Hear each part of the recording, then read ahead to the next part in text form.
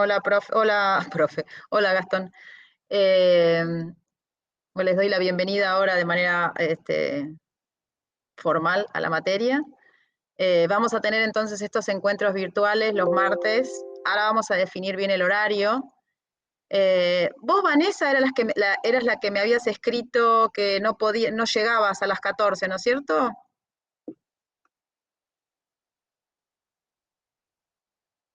Vanessa, que está silenciada. Hola, profe, sí.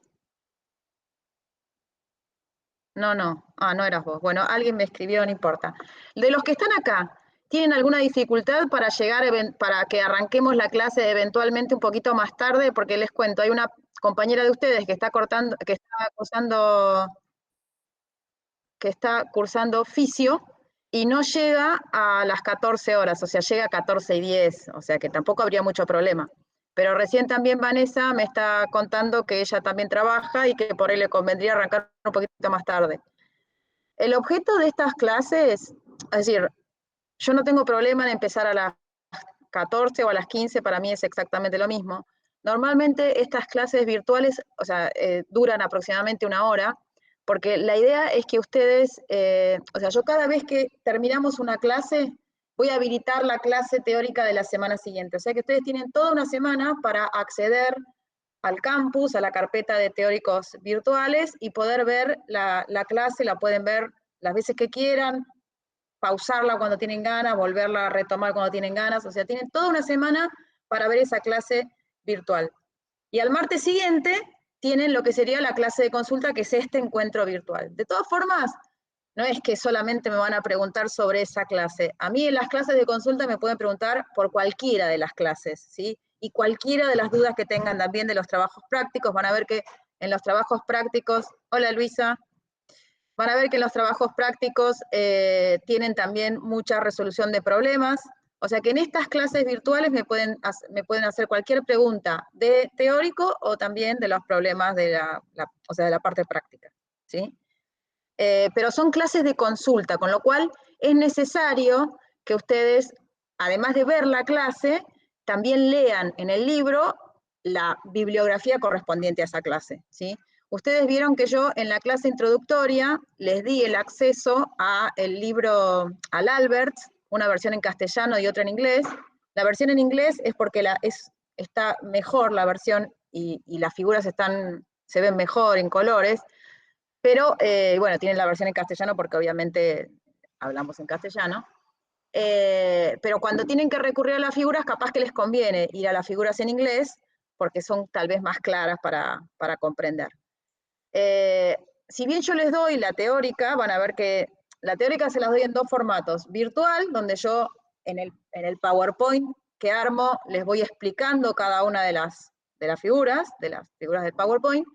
Y además también tienen esas versiones virtuales, ustedes vieron que pueden acceder a través del campo y verlas, como les dije, cuando quieren, pausarlas, retomarlas, como quieran. Lo que no pueden es descargarlas, pero sí tienen para descargar el PDF de la misma clase, ¿sí? O sea, el PowerPoint en PDF está en la carpeta que dice teóricos en formato PDF, esos los pueden descargar y quedárselos ustedes. Bueno, les decía, además de mirar las clases virtuales, ¿sí? Tienen que ir al libro y leer, ¿sí? No se queden solamente con lo que yo explico en la clase virtual, porque yo para preparar esa clase virtual, ustedes van a ver que yo hice un resumen. Eh, Estoy en la calle escuchando la clase, puede ser que se me corte y vuelva a entrar. Perfecto, Cintia, no hay problema. Cintia, vos estás en la calle porque estás volviendo del trabajo. Bueno, después me contás, bien. Sí, recién salgo del trabajo. Recién. Estoy en el subte, por ejemplo. ¿Estás en el subte? ¿Me decís? Bueno, no importa. Después me contás. Yo lo que quiero saber es si este horario de las 14, ok, Cintia, si este horario de las 14 es el que más les conviene o por ahí les conviene arrancar a las 15, porque veo que algunos por ahí, bueno, a Vanessa le facilitaría y esta otra chica que ya les digo que se va a conectar en cualquier momento también. O 14:30, por ahí, para que todos les permita llegar bien. ¿Algunos de los que están acá cursa fisiología de la mañana? Es- sí, Maiten. Bien. ¿Y vos, Maiten? Ok, y Maximiliano también. Y ustedes no tienen problema, viven cerca, Vanessa también. Viven cerca, no tienen problema para llegar a las 2. Rocío también, bien. O sea que ustedes, ¿dónde están ahora? ¿Están en su casa? ¿Llegan bien a las 14?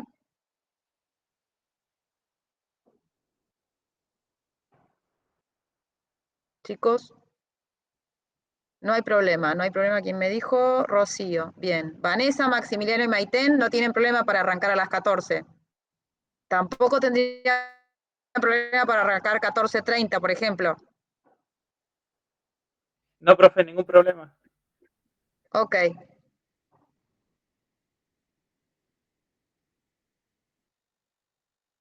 Ok, bien. Bueno, igual no creo que haga falta que arranquemos tan tarde, pero por ahí podemos unificar y decir 14:30 para darle tiempo a que esta chica, que no me acuerdo el nombre ahora, que se va a sumar en cualquier momento, pueda llegar a su casa, porque ella me dijo que 14:10 ya llegaba. Eh, Así que por ahí podemos arrancar 14:30 y así ella llega tranquila. Pero bueno, es bueno saber que ustedes no tienen problema. Otra cosa, tampoco tienen problema para conectarse, digamos. A excepción de Cintia, que está en el subte y que se le debe complicar, todos los demás están tranquilos en su casa, no tienen problema. Bueno, el Sin silencio, problemas, profe. voy a asumir que el silencio, que sí, que es un sí. Bueno, ahora les voy a, bueno, entonces les dijimos, en el campus tienen la carpeta para acceder a los videos virtuales de las clases y también la carpeta para descargar los PDFs. Pero lo que les decía es, no se queden solamente con la clase virtual, porque yo para preparar esas clases virtuales hice digamos, recorté partes de lo que está puesto en el libro y entonces eh, digamos, cuando uno prepara el resumen es cuando uno estudia. Entonces, van a ver que ustedes, cuando vayan cuando escuchen la clase y luego vayan a leer el libro, van a ver cómo las fichas les empiezan a caer y empiezan a entender todo mucho mejor. Entonces, yo realmente les recomiendo que no estudien de lo que yo digo en las clases virtuales, sino que amplíen eso con la lectura del libro. Es cierto que el libro es largo, ¿sí? Pero van a ver que el entendimiento que ustedes van a tener de la materia es mucho mejor. Y en definitiva, cuando yo evalúo eso. O sea, van a ver que es una materia muy larga, hay muchos acá que están recursando y les pueden dar fe de que la materia es muy larga, es muy voluminosa, y entonces hay muchos nombres, ¿sí? Yo trato de no tomar nombres, pero indefectiblemente los tengo, hay muchos importantes que tengo que tomar. Entonces, les recomiendo que hagan esto, que escuchen las teóricas y que luego vayan al libro y lean, ¿sí? Y luego, cuando tienen las dudas, se las anotan y vienen los martes y se las sacan. Otra cosa que les recomiendo realmente con vehemencia es que sigan la materia semana a semana, porque definitivamente si no lo hacen de esa manera, juntar todo el temario para 15 días antes del parcial es verdaderamente imposible de aprender, ¿sí? Entonces, vayan semana a semana siguiendo las teóricas. Ustedes van a ver también que las clases de trabajos prácticos obviamente acompañan a esa teórica, entonces por ejemplo, digamos, la clase teórica que tenían que ver para hoy, hay una parte que habla de fraccionamiento subcelular y que, digamos, se refiere a cómo uno puede, a partir de una muestra que contiene células homogéneas, uno puede ir rompiendo la membrana plasmática y separando sus componentes subcelulares a partir de utilizando, mejor dicho, una herramienta que es la centrifugación, e ir empezando a separar distintas fracciones subcelulares, ¿sí? Ustedes van a ver eso el jueves, ¿sí? Además, ustedes vieron que, bueno, otra cosa que tienen también en la parte de novedades, en información útil en el campus, tienen el programa y tienen también el cronograma. Digamos, para esta cursada vamos a juntar el trabajo práctico 1, que es de soluciones, de preparación de soluciones, que siempre lo damos porque es un tema que ustedes creen que lo tienen re claro y después nos damos cuenta que no lo tienen re claro. Entonces, hay un trabajo práctico dedicado a la preparación de soluciones. Y este año vamos a juntar el trabajo práctico 1 con el 2, que es este que les digo sobre fraccionamiento subcelular. O sea que el jueves, cuando vayan a la clase teórica, perdón, a la clase práctica, van a tener el armado de soluciones y también van a hacer el primer paso de lo que es el fraccionamiento subcelular. ¿Sí? Se les va a dar un fragmento de hígado, lo van a romper mecánicamente, y luego van a hacer una centrifugación para separar digamos, lo que se llama fracción nuclear cruda. Ahora después lo vemos un poquito mejor con el diagrama. Entonces, van a tener, esta vez van a tener estos dos trabajos prácticos juntos para que, eso es una cuestión de que lo arreglamos de esa manera porque tuvimos que comprimir algunos para que nos puedan entrar todos los trabajos prácticos a lo largo de todo el cuatrimestre. Entonces les decía, en general siempre los trabajos prácticos acompañan o vienen después de que el tema se trató en la clase teórica, ¿sí? Entonces en la clase teórica que yo les subí, que tuvieron acceso durante estos días hasta hoy, van a ver que tiene una parte que justamente se refiere al fraccionamiento subcelular y que ahora se los voy a comentar, les voy a compartir la imagen. Pero antes de ir a eso, quiero terminar digamos, de comentarles lo que tiene que ver con la cuestión organizativa de la materia. Si ustedes se fijan también, el primer parcial lo tienen, esperen que voy a abrir el cronograma para no decirles cualquier cosa que no es. El cronograma, que lo tienen también subido ahí en el campus, en información útil, van a ver que el primer parcial lo tienen el 10 de octubre, y el segundo parcial lo tienen el 16 de noviembre, ¿sí? Y después tienen el 23 y el 30 los recuperatorios del primer y el segundo parcial respectivamente. Con respecto a esa fecha, ¿alguno tiene algún problema? ¿Ya les dieron fechas de algún otro parcial? ¿El 10 de octubre está bien?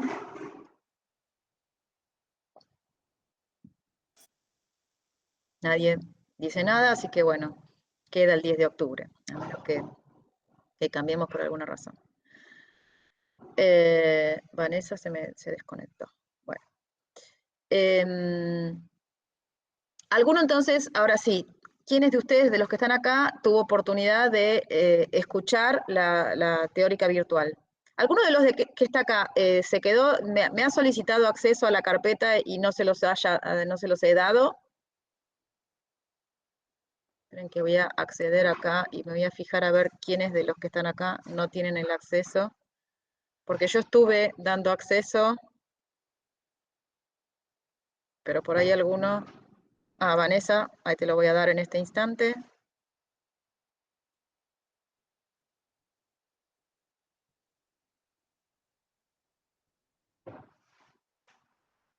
Vanessa, ¿ya lo tenés?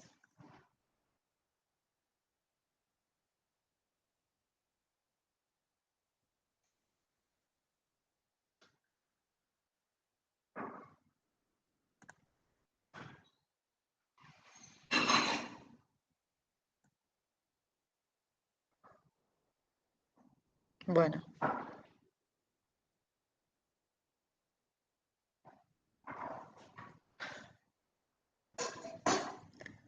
Bueno, veo que están todos. Bueno, entonces veo que están todos. Cintia, volviste. Se me cayó Vanessa, pero bueno. Bueno, entonces, si quieren, Vanessa me abandonó también. Bueno, van y vienen.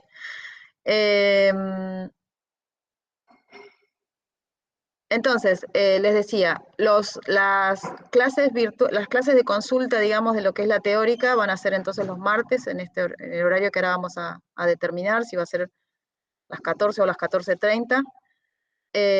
Y después, las clases prácticas, sí o sí, son presenciales, en el laboratorio 2 del DESI, del edificio DESI, a las 14 horas. Esas sí son presenciales. Y bueno, ustedes obviamente tienen que descargar junto con la habilitación de la teórica de la semana, yo voy a habilitar también el trabajo práctico de la semana. Por eso en esta semana tienen habilitado ya el trabajo práctico 1 y el 2, que es lo que van a tener el jueves que viene, este jueves. Y esas, bueno, esas clases sí son presenciales y bueno, obviamente están obligados a ir, ¿no? O sea, tienen que tener una... ok, ahora le doy el acceso, gracias.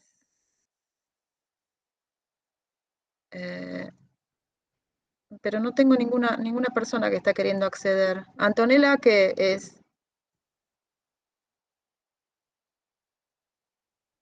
Perdón, que no me aparece... Decirle que intente volver a desconectarse y volver a conectarse porque no me aparece ningún mensaje. Ninguna solicitud. Gracias.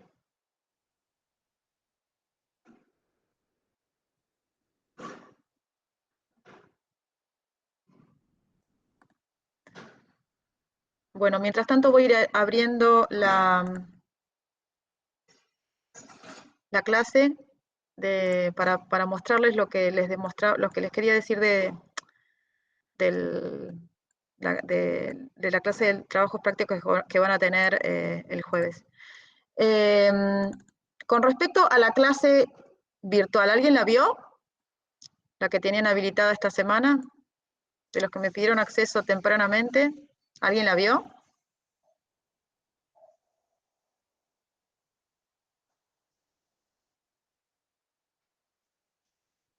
¿Nadie la vio? Cintia, sí. Muy bien, Cintia. La única aplicada, muy bien.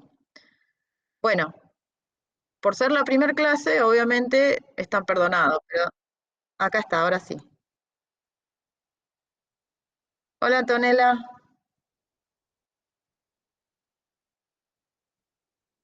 Hola, profe, ¿qué tal? ¿Qué tal? Antonella, ¿vos sos la que me habló que no llegaba a las 14? Sí, sí, Bueno, perfecto. No, porque ahí estaba discutiendo no, sino estaba conversando con tus compañeros y sí. entonces me decían ellos que no tienen problema para empezar un ratito más tarde, entonces, si les parece, quedamos 14:30 para que vos llegues tranquila, sin problema. ¿Te parece bien? Los quiero a todos. Gracias. Está bien. Bueno, entonces yo voy a corregir, cuando cortemos, corrijo la reunión y seguramente les va a llegar el mail avisándoles que a partir del martes que viene arrancamos 14:30. Para hacerte un resumen cortito, Antonella, estas clases virtuales que duran aproximadamente una hora y media, qué sé yo, duran lo que tienen que durar, pero normalmente esa es la duración que tienen, es para que ustedes consulten acerca de las clases teóricas virtuales que ustedes tienen que haber visto durante la semana. Es decir, hoy, vieron que yo les subí, mejor dicho, les di acceso a partir del sábado para la clase de hoy martes, que tiene que ver con, bueno, para los que la vieron la clase tiene que ver con, y los que no la vieron también, tiene que ver con la química de la materia viva. Se supone que es un pequeño resumen de lo que ustedes ya vieron con anterioridad, o sea que eso es, digamos, a modo de introducción. Y después la segunda parte de la clase sí, ya, digamos, es tema bien propio de la materia que tiene que ver con proteínas. Entonces se habla un poco de la estructura de las proteínas, de cómo se regulan, bueno, y demás. Y la última parte tiene que ver con métodos para el estudio de las proteínas, ¿sí? Todo eso era la clase que tenían que ver para hoy. O sea que para hoy ustedes deberían haber visto esa clase, juntar dudas y sacárselas en esta clase virtual. Obviamente, siendo esta la primera clase, no esperaba que muchos vieran la teórica, pero bueno, no importa. Lo que sí les va a pasar es que ahora se les va a juntar la clase esta, ¿sí?, de esta primera clase, con la segunda clase que yo voy a habilitar una vez que terminemos este encuentro virtual, ¿sí? O sea, cuando terminemos el encuentro virtual, yo habilito la clase teórica de la semana siguiente. Y tienen toda una semana para mirar esa clase y luego el martes siguiente sacarse dudas en el encuentro virtual. Obviamente en el encuentro virtual se pueden sacar dudas no solamente de esa clase de esa semana, sino de todas las anteriores, ¿sí? O sea, podemos hablar de todas las dudas que tienen de toda la materia. O sea, conforme vayan pasando las semanas, si tienen dudas de la primera clase, se las sacan. Lo importante es que ustedes sigan semana a semana, vean las teóricas, en simultáneo lean la bibliografía, vieron que yo les di acceso también al libro del cual me baso, ¿sí? Entonces es importante que ustedes lean, miren las clases, vuelvan a leer, ¿sí? Y acumulen dudas, y esas dudas se las sacan en los encuentros virtuales. ¿Está bien? ¿Se entiende? Además también Sí, profe, sí. me pueden preguntar sobre las clases prácticas, que van a ver que en los trabajos prácticos muy frecuentemente tienen resolución de problemas, ¿sí? Que a veces no llegan a hacerlos en la clase práctica, entonces estaría bueno que ustedes, realmente les recomiendo que hagan los problemas y que luego se los saquen también en estos encuentros. Bueno, entonces estos encuentros virtuales son, quedamos 14:30. Y después, sí o sí, las clases de los jueves, que son los trabajos prácticos, esas sí son presenciales a partir de las 14 horas en el laboratorio 2 del DESI. Igual toda esta información que yo se las digo, lo tienen puesto en el campus. Vi que todos accedieron al campus, así que todos tienen esa información ahí. En el campus también tienen en la solapa que dice información útil, el programa y el cronograma. Bueno, ¿qué más? La parte organizativa, bueno, cualquier cosa después, si me olvidé de algo, lo retomo. ¿Alguna duda les quedó hasta ahora de esto? ¿No? Bueno, otra cosa, Antonella, es que tienen en la solapa de teóricas, tienen una carpeta que es para descargar las teóricas, los PDFs de las teóricas en formato PDF, y también tienen otro link con la carpeta para acceder a los teóricos, digamos, al teórico, pero virtual, digamos, donde yo les explico cada una de las diapositivas. Voy a abrir un poquito la clase 1, que era la que tenían para leer, para ver, digamos, para esta semana. Profe, en sí de la materia nosotros tenemos que entender los que son los procesos y eso, ¿cómo es el método de evaluación, digamos? Sí, en realidad yo le doy mucha importancia a los procesos. Lo que no quiere decir es que no se tenga que acordar ningún nombre de memoria. O sea, hay algunas cosas que se lo van a tener, hay algunos nombres que se los van a tener que acordar, ¿sí? Pero bueno, o sea, ustedes tienen que saber lo que es una DNA polimerasa, una RNA polimerasa, el ribosoma, la RNA sintetasa. Hay algunos nombres que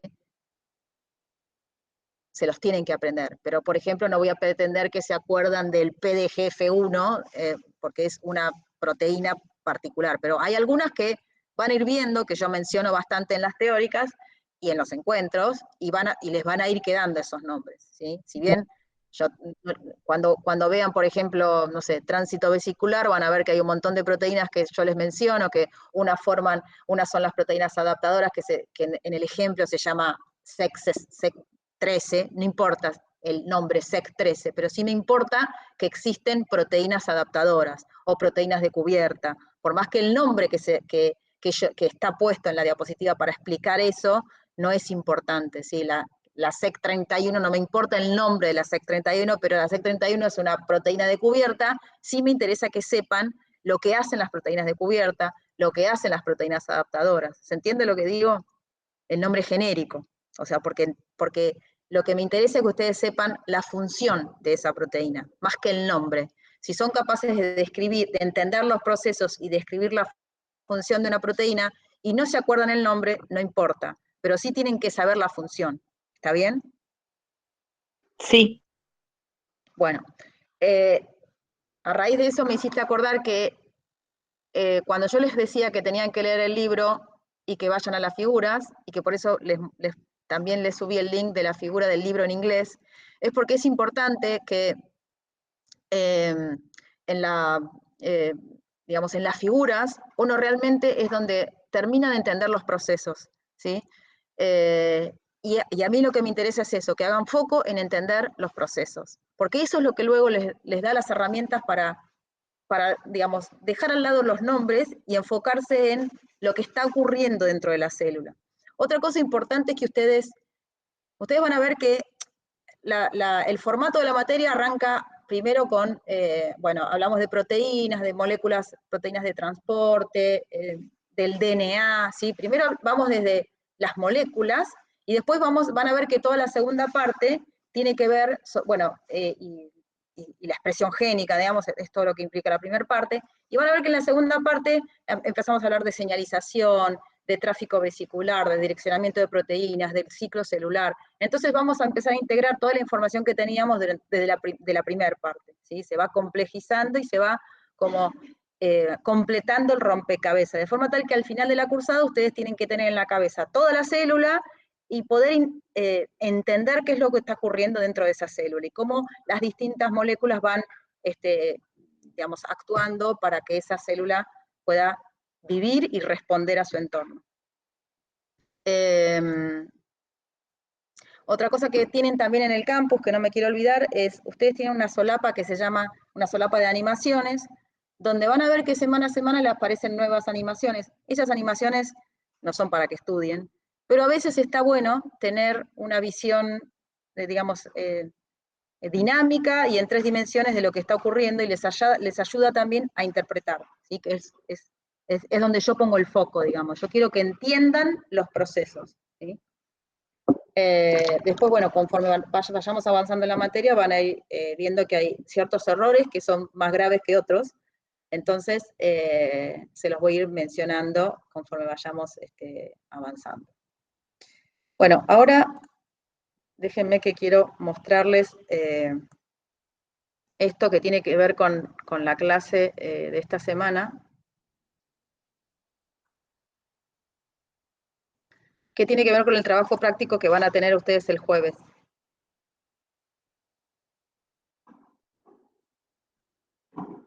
Bueno, para los que no vieron, esto está puesto, es la filmina 13 de la teórica, ¿sí? Es muy usual en la biología celular y molecular utilizar, van a ver que a lo largo de la cursada yo hablo de lo que se llama un sistema libre de células.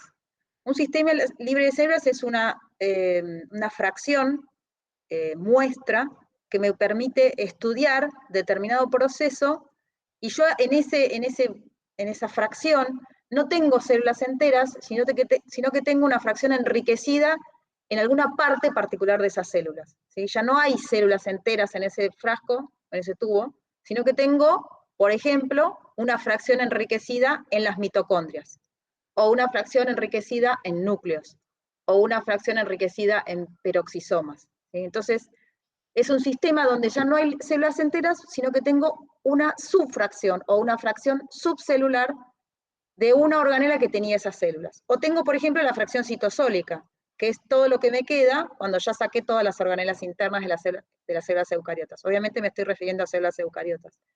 ¿Tienen clara la diferencia entre células eucariotas y procariotas?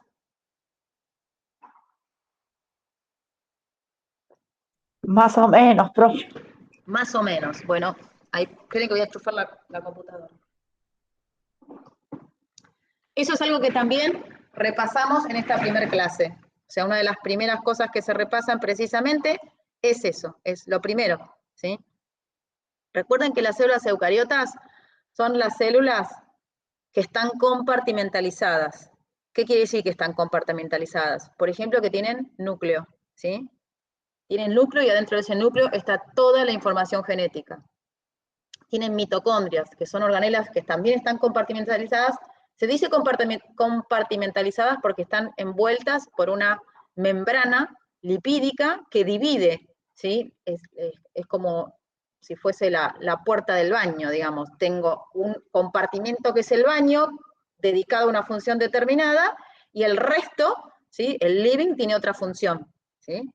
Entonces, el núcleo está encerrado en una membrana y adentro de ese núcleo está todo el DNA que lleva toda la información genética de esas células eucariotas. Y van a ver que adentro de ese núcleo hay 2 procesos fundamentales que ocurren, que son el de la replicación y el de la transcripción, y que son eventos esenciales para la vida de la célula. En cambio, bueno, tienen otras organelas, muchas otras más, ¿no? Obviamente. En cambio, las células procariotas, ¿sí? Son las que no están compartimentalizadas, no están divididas por membranas, sino que está, digamos, la única membrana que delimita esa célula procariota es la membrana plasmática, ¿sí? Que delimita el interior de esa célula con el exterior. Dentro de esa célula procariota está la molécula de DNA, que es la que lleva la información genética, y otro montón de proteínas y otro montón de moléculas distintas, pero están todas, digamos, en esa gran bolsa, digamos, encerrada por esa membrana perimetral que delimita que delimita a la célula, pero no está interiormente compartimentalizada, no tiene organelas internas delimitadas por membrana con una función característica, ¿sí? Las típicas células procariotas, ¿cuáles son? Las bacterias, ¿sí? Las bacterias son las típicas células procariotas, ¿sí? Son células mucho más chiquitas y obviamente no están compartimentalizadas. En cambio, las células eucariotas, bueno, son todas las células que forman parte de nuestro cuerpo y de las plantas y de los animales y de los organismos superiores, pero también, por ejemplo, las células de levadura, esas que se usan para hacer el pan, son células eucariotas, ¿sí? Se les llama células eucariotas inferiores porque aparecieron evolutivamente muy temprano, pero tienen las características de células eucariotas, o sea, tienen un núcleo y tienen otras organelas. Entonces, cuando uno habla de un sistema libre de células es porque puede enriquecer, puede hacer, digamos, distintos procesos que le permiten enriquecer, tener un tubo donde está enriquecido en una determinada organela de esas células eucariotas. ¿Se entiende eso? Entonces, una forma muy usual de obtener, o sea, lo primero que se hace para obtener una fracción subcelular enriquecida en una organela particular de las células eucariotas es hacer una centrifugación diferencial. Entonces, lo primero que se hace, obviamente primero tengo que tener un fragmento de tejido, o por ejemplo un cultivo celular, algo que me provea las células enteras, ¿sí? A partir de las cuales yo voy a extraer esa fracción enriquecida en la organela que estoy buscando. Entonces, supongamos que yo quiero tener una fracción enriquecida en lisosomas, ¿sí? Que es una organela de las células eucariotas, cuya función importante es la de digerir, es como el aparato digestivo de las células, ¿sí? Tiene adentro, internamente, tiene un pH muy ácido y tiene un montón de enzimas que son hidrolasas ácidas que a medida que va llegando el material adentro de esos lisosomas, ellas van fragmentando esas moléculas y van suministrando a la célula esas moléculas esenciales que la célula luego puede retomar y reusar para sintetizar a partir de esas moléculas las moléculas que requiere para vivir. Entonces, supongamos que yo quiero tener una fracción enriquecida en lisosomas. Si tiene alguna pregunta, me frenan y me preguntan, ¿ok? ¿Hasta ahora todo bien? ¿Se entiende lo que dije? Sí, profe. Bueno, entonces, lo primero que tengo que tener es una muestra que tenga células enteras. Puede ser un fragmento de tejido, ustedes van a recibir un fragmento de tejido, un fragmento de hígado de rata, van a recibir. Lo que tiene de particular el hígado es que son células, el hepatocito, o sea, el hígado está formado fundamentalmente por hepatocitos, que es el tipo de célula que forma el hígado.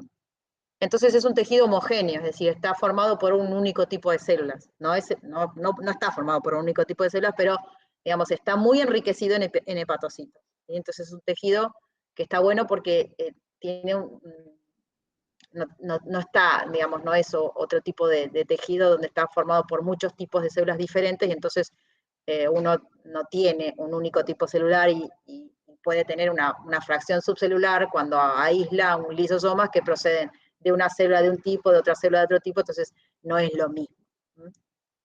Pero en este caso, el hígado es un tipo de tejido fundamentalmente formado por hepatocitos, que es el tipo celular que forma el hígado, y entonces es útil para obtener una fracción homogénea de lisosomas, donde esos lisosomas proceden mayoritariamente de hepatocitos, porque el fragmento de tejido de hígado está formado mayoritariamente por hepatocitos.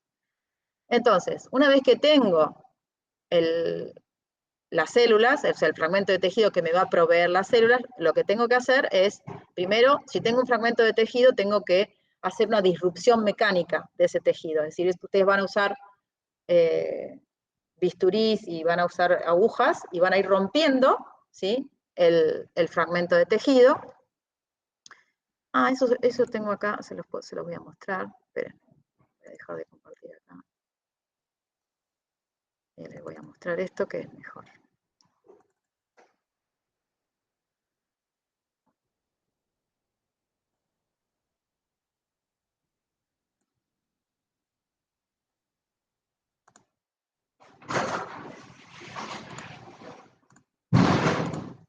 ¿Ven? Acá tenemos el pobre hígado de la rata, ¿sí? Entonces ustedes van a recibir en cajita de Petri un fragmento de tejido, y lo que van a hacer primero es hacer la disrupción mecánica de ese tejido, ¿sí? No tenemos estas tijeritas tan lindas, pero sí tenemos agujas y bisturí, entonces tienen que hacer la disrupción mecánica. Eso lo van a hacer, fíjense, poniendo el fragmento de tejido en una solución que es un buffer de homogeneización, ¿sí? El buffer tiene una composición tal que les permite mantener la tonicidad del medio, y el buffer, ¿ustedes saben lo que es un buffer? Yo creo que ya tienen que saber qué es un buffer.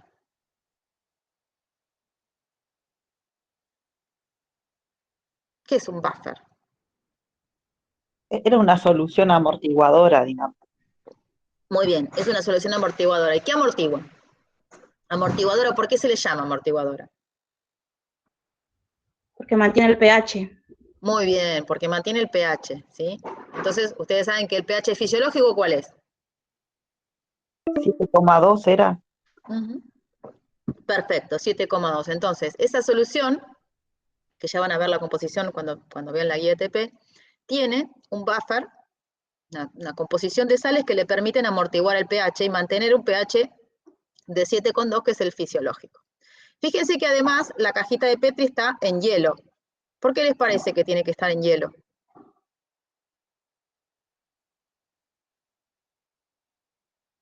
¿Alguna idea? Tiene que estar en hielo porque de esa manera disminuyen la actividad enzimática. Ustedes quieren obtener una fracción subcelular, habíamos dicho que queríamos obtener una fracción enriquecida en lisosomas, ¿sí?, que es una organela delimitada por membrana, que es lo que cumple la función de sistema digestivo de la célula. Entonces, yo quiero tener una fracción enriquecida de lisosomas, necesito que esa estructura del lisosoma se vea lo menos alterada posible, ¿sí? Porque imagínense que yo maté a la rata, le saqué el hígado, y en todo ese proceso las propias enzimas del tejido van degradando a ese tejido, y yo quiero evitar esa degradación. Entonces lo que hago es disminuyo esa actividad proteolítica de las enzimas que degradan cosas, las pongo en hielo, digamos, disminuye la actividad, la temperatura, para disminuir la actividad proteolítica de esas proteínas que me degradan la muestra. Entonces yo lo que quiero es mantener a esa muestra lo más inalterada posible, lo más parecida a como estaba cuando estaba formando parte de la rata viva, ¿se entiende? Entonces, para disminuir esa actividad proteolítica, yo proceso a esas muestras en hielo, ¿sí? Al disminuir la temperatura, disminuyo la actividad enzimática. ¿Por qué? Porque la rata es un animal homeotérmico, entonces trabaja, su interior está a 37 grados, y la temperatura en la cual las proteínas trabajan, digamos, de manera más idónea, es a 37 grados. Entonces yo, al bajar la temperatura a 4 grados, disminuyo esa actividad enzimática. ¿Se entiende? Sí. Entonces, una vez que hice la disrupción mecánica y obtuve, digamos, con la disrupción mecánica, ¿qué hago? Rompo todo el tejido y obtengo lo que se conoce como suspensión celular. Es decir, yo voy separando el tejido y voy liberando células enteras a esa solución buffer, ¿sí? Entonces tengo una suspensión celular. En esa suspensión celular yo tengo mayoritariamente células enteras, ¿sí? Pero ahí tengo células enteras, ¿sí? La célula todavía no la rompí. Tengo células enteras. Una suspensión celular es una solución que tiene mayoritariamente células enteras. Para yo poder obtener lisosomas, una fracción enriquecida en lisosomas, lo primero que tengo que hacer es romper la membrana plasmática de esa célula, para liberar en esa solución el contenido intracelular. ¿Me siguen hasta ahí? Sí, profe. Bueno, eso se hace, lo vamos a hacer con un procedimiento que se llama homogeneizador mecánico o una homogeneización mecánica. ¿Qué quiere decir? Ustedes no van a usar este homogeneizador porque nosotros no lo tenemos, pero van a usar una jeringa, ¿sí? Que tiene la parte de afuera de la jeringa y el émbolo de la jeringa, ¿sí? Entonces la parte de afuera van a verter la solución ahí, y luego con el émbolo de la jeringa van a hacer un movimiento hacia abajo y hacia arriba, y en ese movimiento hacia abajo y hacia arriba lo que va a ocurrir es que la solución que estaba en la jeringa va a ir, las células van a pasar entre el émbolo y la jeringa y se va a romper la membrana plasmática de la célula. Entonces, en ese paso, que se llama homogeneización, lo que estamos haciendo es rompiendo la membrana plasmática. Pero no rompemos las membranas internas de las, en realidad algunas van a romperse, pero mayoritariamente no vamos a romper las membranas internas de las organelas, no vamos a romper la membrana del núcleo, ni la membrana de las mitocondrias, ni la de los lisosomas, sino que vamos a romper la membrana plasmática de la célula, vamos a lisar las células, ¿está bien?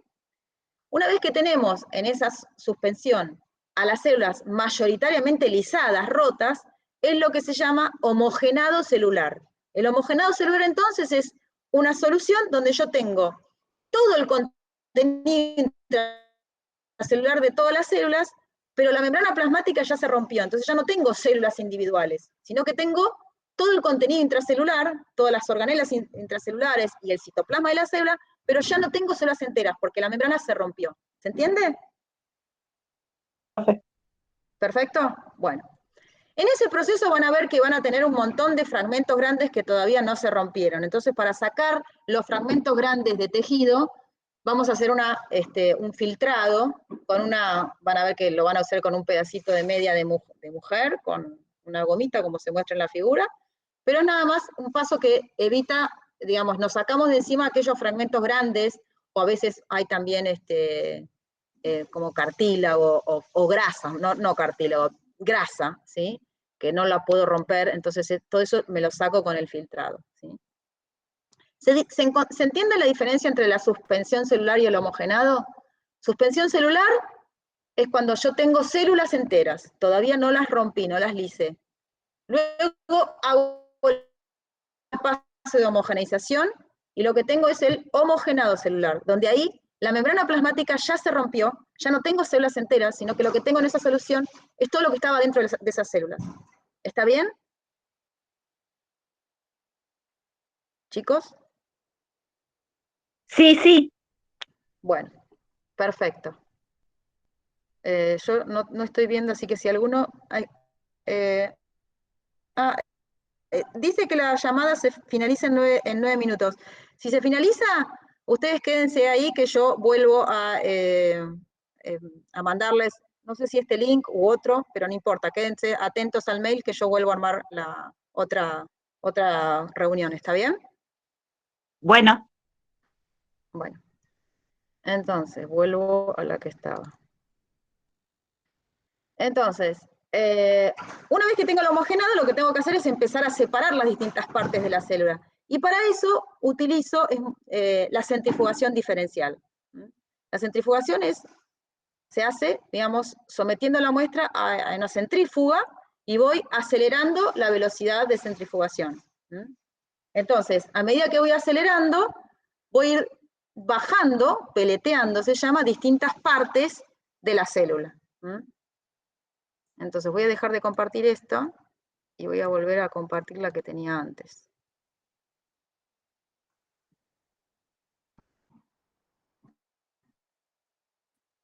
Acá.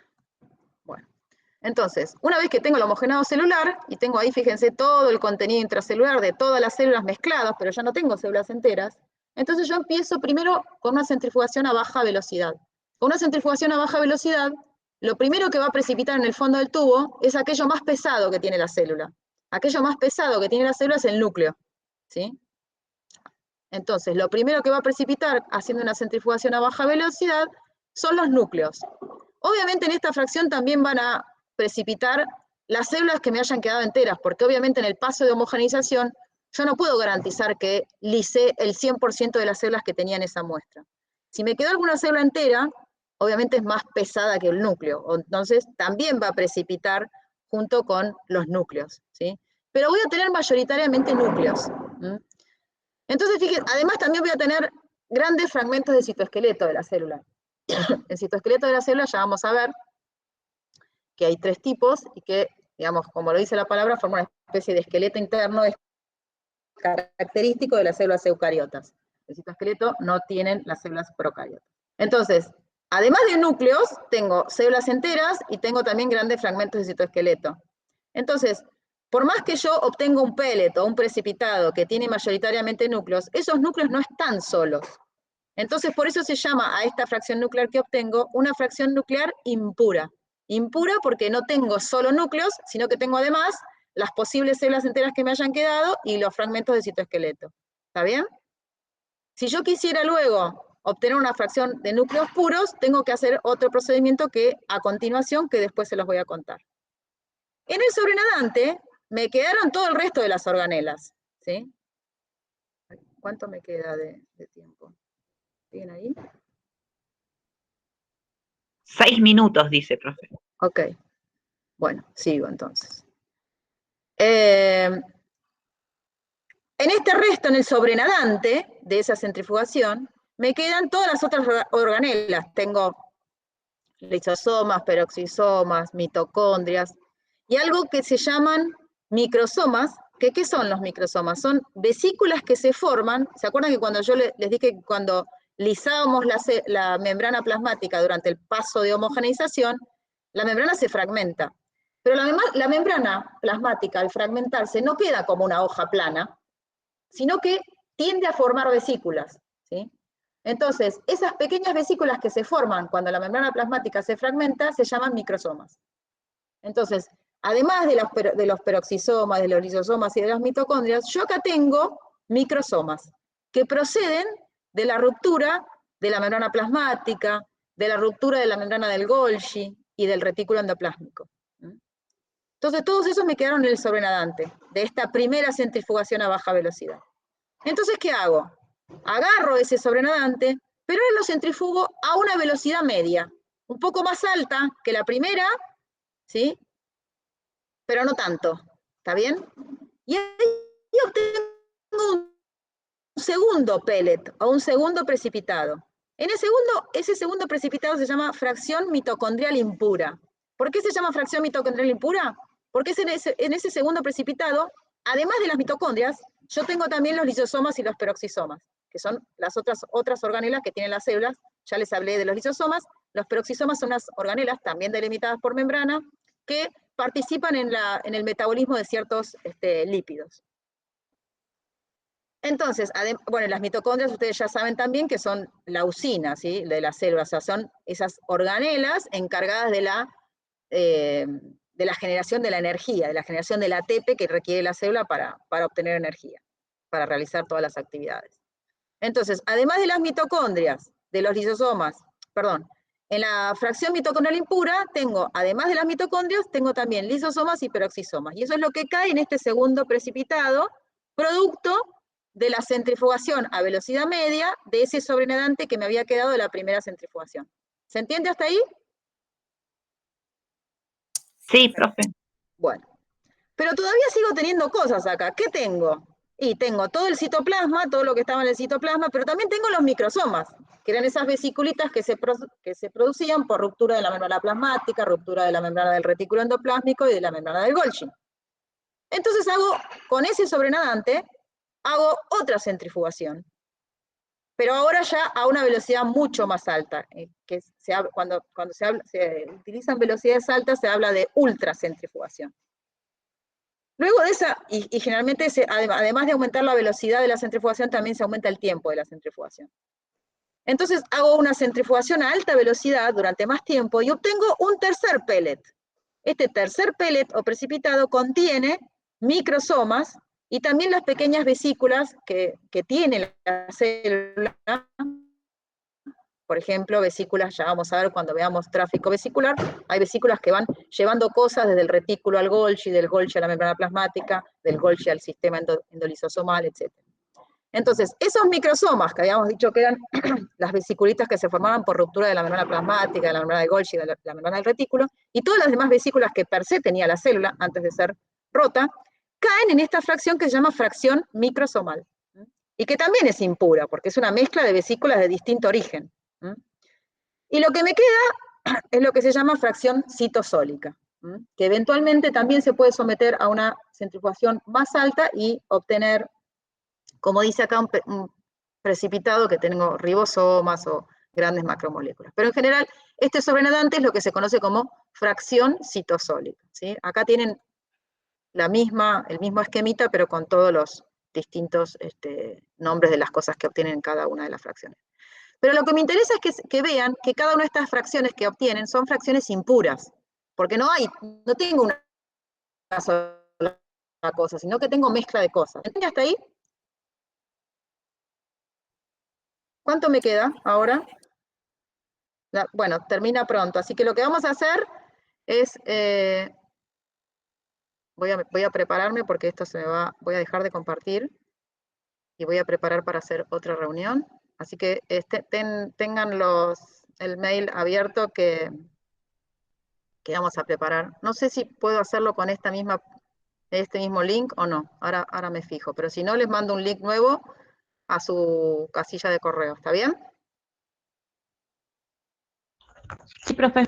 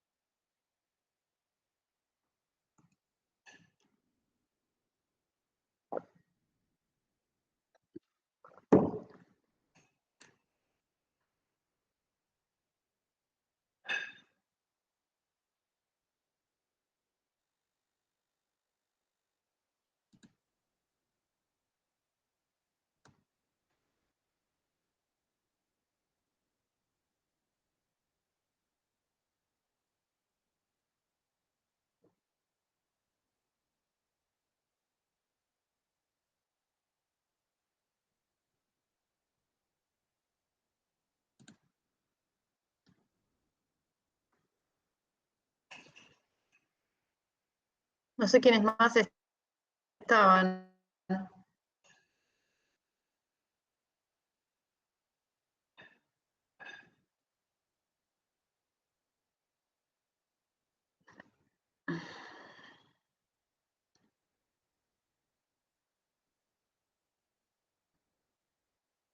Miremos un poquito a ver si alguien más. ¿Le llegó el segundo mail, chicas? Porque yo mandé el directamente de la reunión y un mail aparte con el link.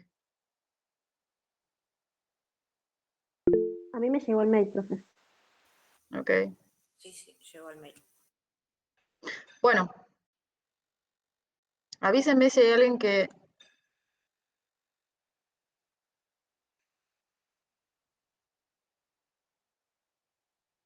Avísenme si hay alguien... Acá está Antonella. Muy bien.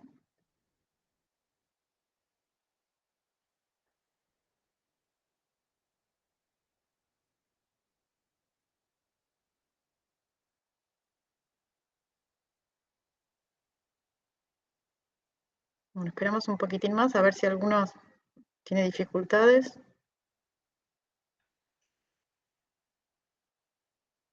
No, porque el mismo link no me lo permitió. Tiene que ser otra.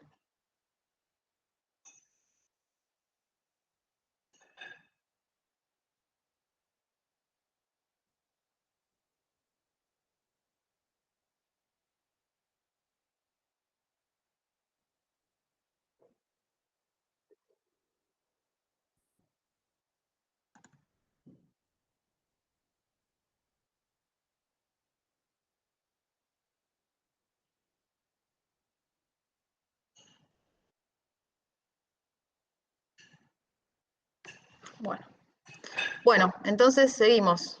Igual falta poquito, pero... Acá.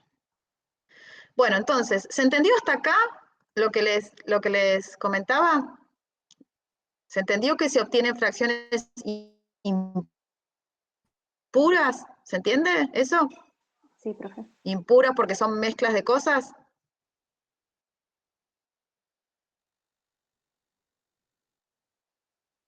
¿Chicos?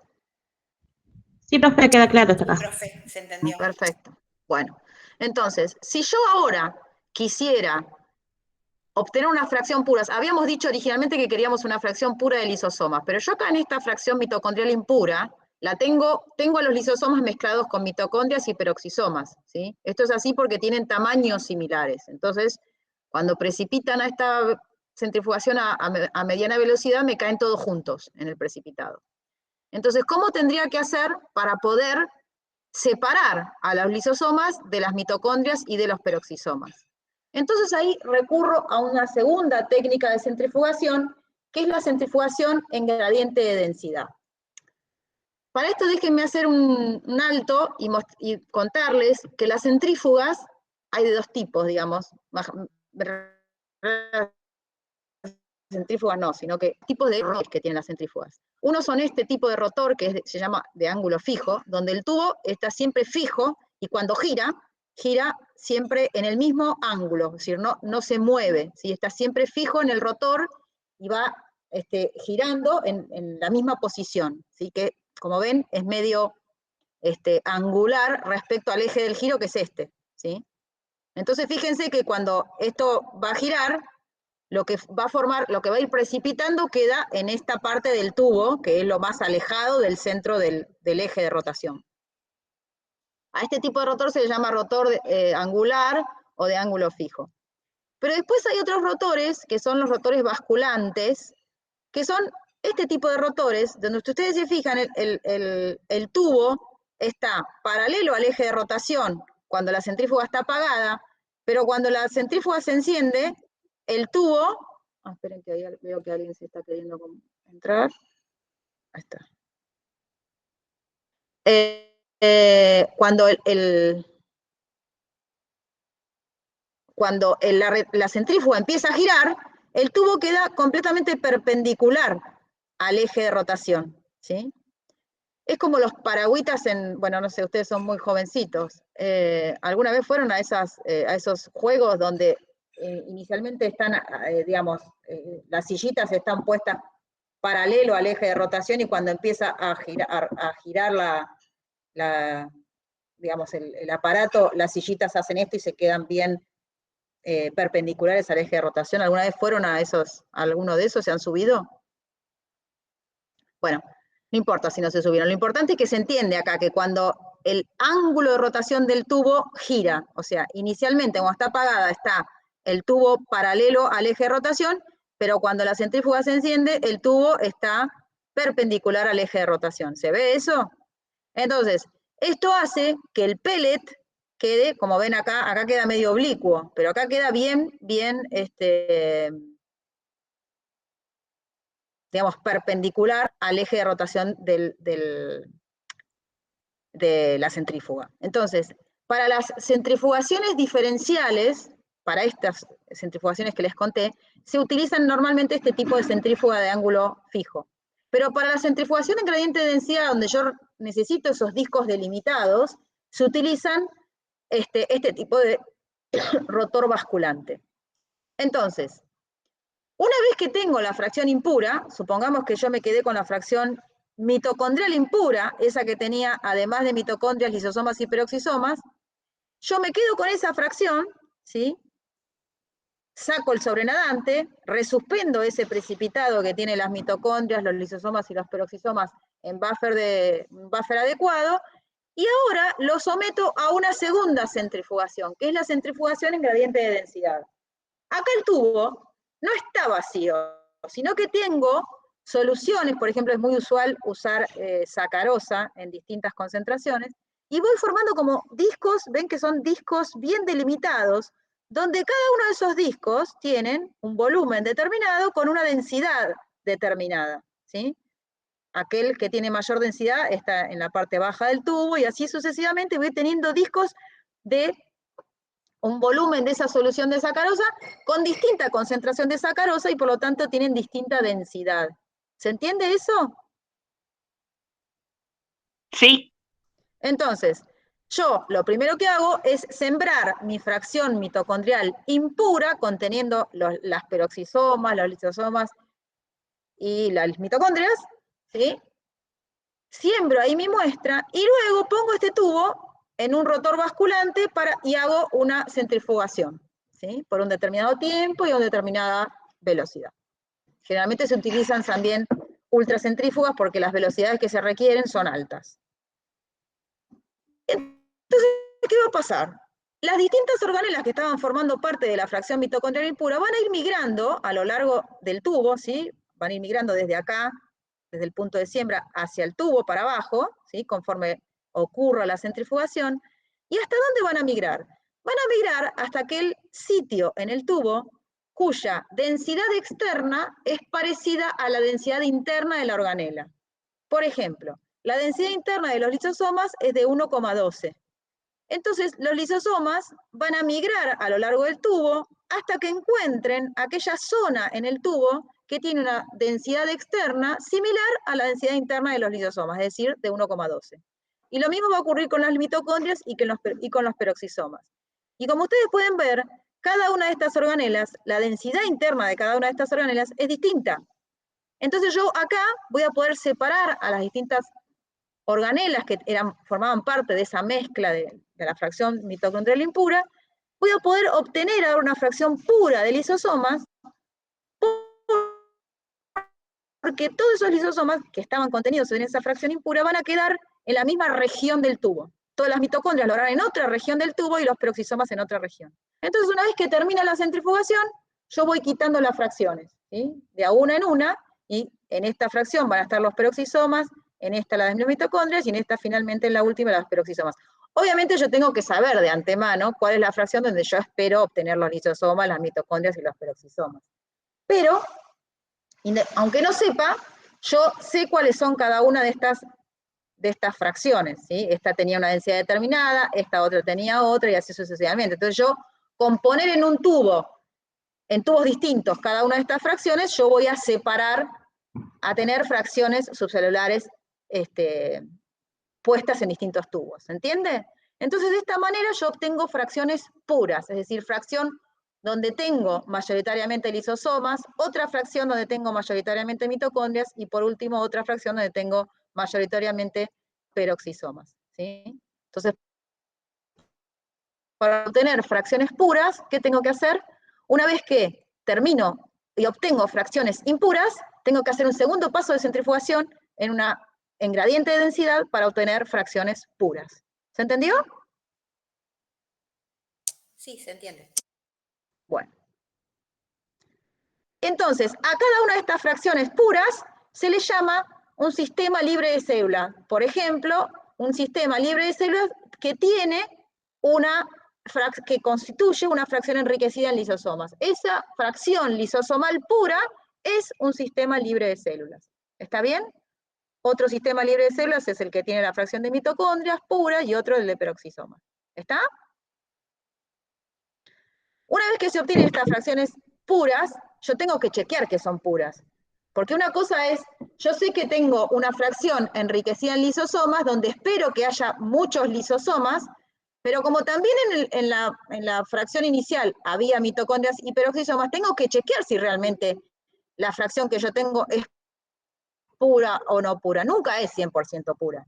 Pero yo tengo que chequear que esa fracción lisosomal pura no está muy contaminada con mitocondrias y peroxisomas. Entonces, ¿qué podría hacer? Puedo utilizar, por ejemplo, lo que se conoce, poner en evidencia, por ejemplo, la presencia de algún marcador bioquímico característico de mitocondrias. ¿Sí? ¿Qué significa? ¿Qué es un marcador bioquímico? Un marcador bioquímico es una molécula característica de una determinada organela, que solamente está en esa organela. ¿Sí? Entonces, si yo, supongamos que tengo la fracción de lisosomas, pero agarro una pequeña alícuota de esa fracción de lisosomas que yo creo que es pura y que tiene solamente lisosomas, y le hago un ensayo y pruebo, por ejemplo, la actividad enzimática de una enzima que es característica de mitocondrias, y me da positivo. ¿A qué conclusión llego?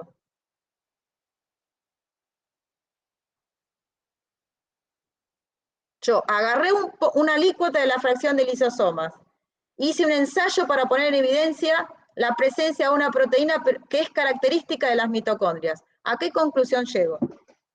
Esa fracción no es pura. Esa fracción no es pura, ¿sí?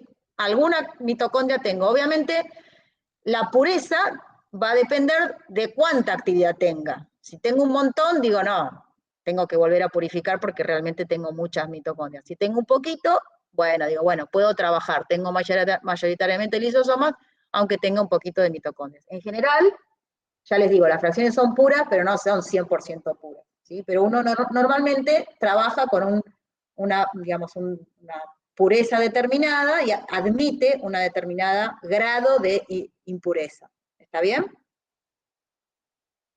¿Se entendió? Sí.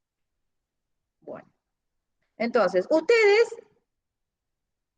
Ah, ya, porque dejé de compartir y me equivoqué.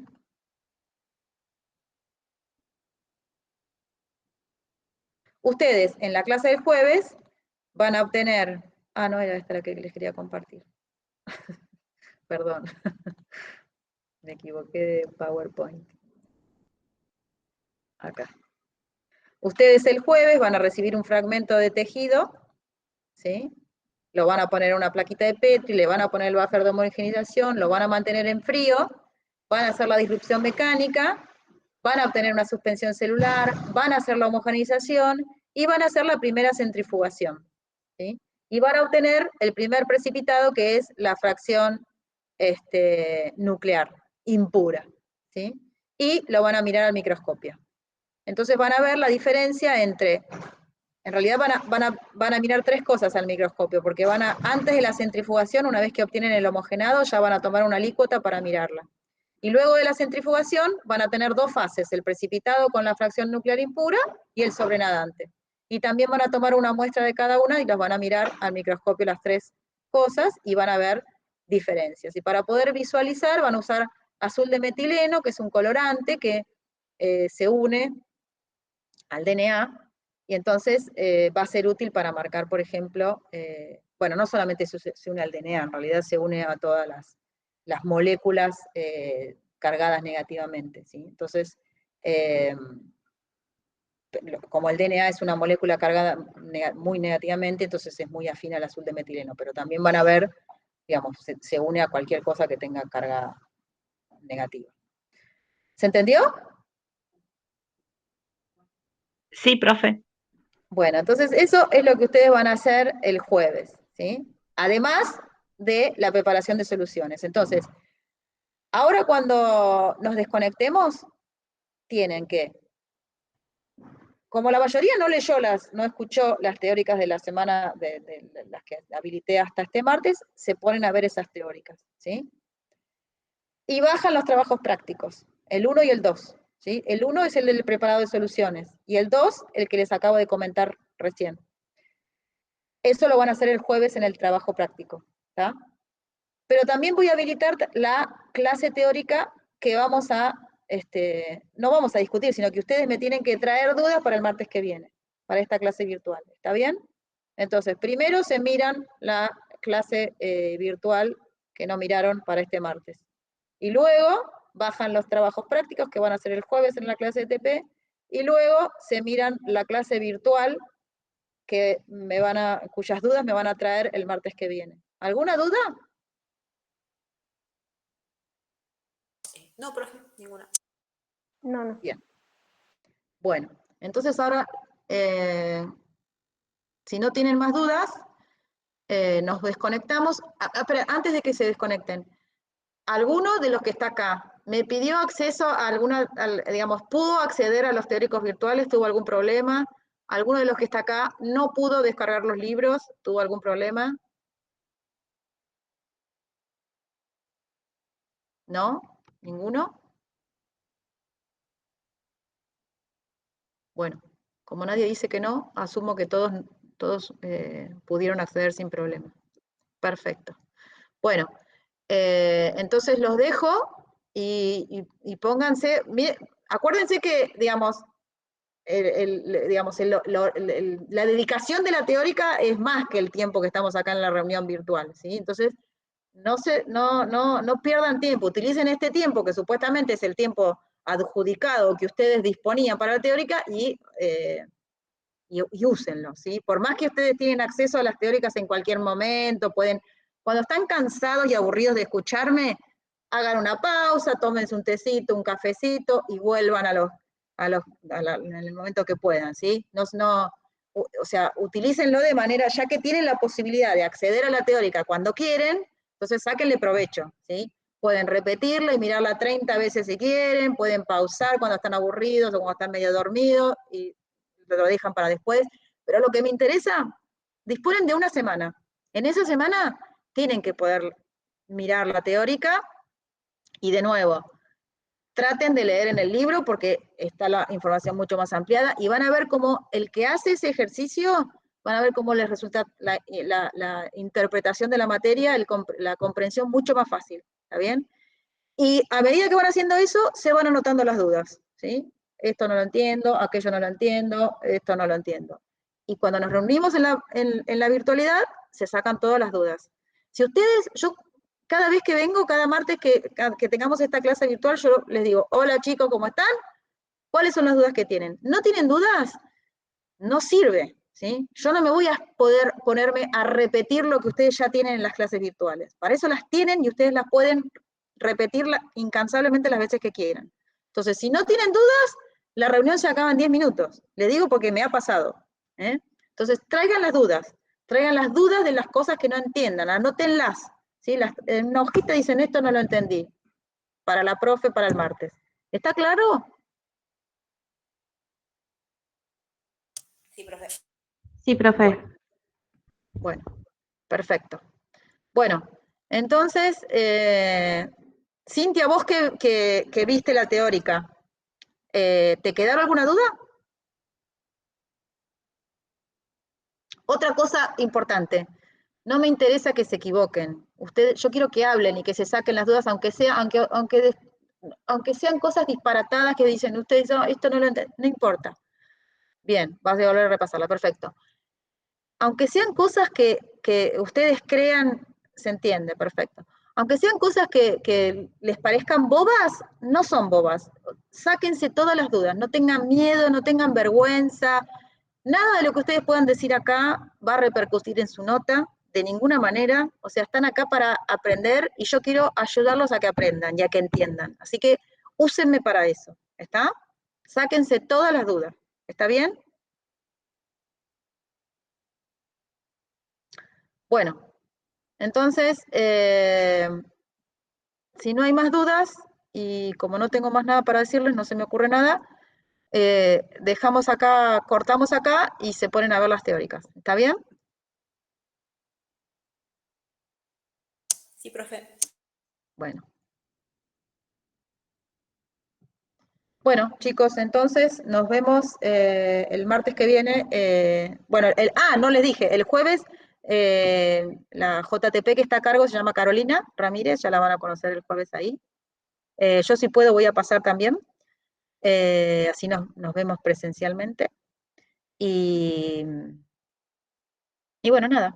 Y si no, si no puedo, porque tengo un turno en un médico y no sé si llego, pero si puedo, me libero rápido, voy el jueves a verlos. Y si no, nos vemos el martes que viene de manera virtual. Ahora voy a corregir la reunión virtual y seguramente les va a llegar un aviso de que la reunión virtual arranca a 14:30 y no a las 14. ¿Está bien? Bueno, profe. Bueno, entonces, chau chicos. Chao, profe, muchas gracias. No. Chao, profe.